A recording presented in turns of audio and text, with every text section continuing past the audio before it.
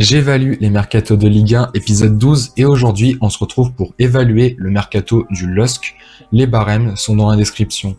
Alors du coup, pour vous résumer le mercato de Lille, on a au niveau des arrivées Hamza Igaman, Correa, Broholm, Ozer, Perrault, Ngoy, Verdonk, Bodar, Mbamba et Olivier Giroud, tandis qu'au niveau des départs, on a ceux de Chevalier, Diakité, Zegrova, Gudmundsson, Illich, Virginius, David, Gomez, Cabella, Moraes, Bayo, Burley, Olmeta, Umtiti, Ismaili et Vito Mannone.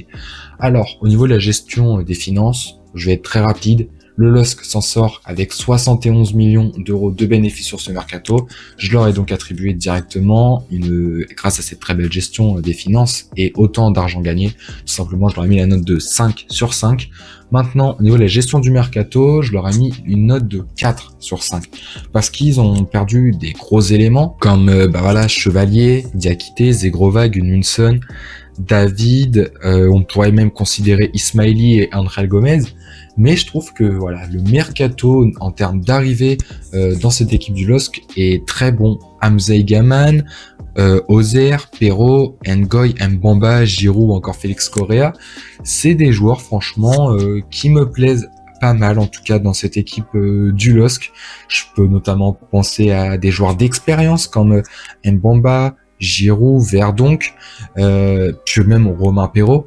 Et avec ça, tu rajoutes des joueurs un petit peu plus jeunes, des profils intéressants à venir faire développer par Bruno Genesio comme Igaman, Correa, Broholm, Ngoy, Berk et Ozer, que franchement j'aime beaucoup sur ce début de saison, ou encore aussi Arnaud Bodar qui peut venir apporter cette petite touche d'expérience dans les buts. En tout cas, avec une petite structure gardée, là je vois il reste encore Alexandro, Thiago Santos, Nga Ayal Moko, Benjamin André, Hugo Ragoubert ou encore Ayoub Bouadi, et j'ai peut-être encore oublié d'autres joueurs, donc excusez-moi pour ça. Je trouve que le mercato du LOSC a été très cohérent, qu'il y a pas mal je pense qu'il va y avoir pas mal de surprises dans ce mercato avec des noms un petit peu inconnus pour moi, par exemple Berke Ozer, Broholm, Arnaud Bodar, Verdonk, ou encore Félix Correa.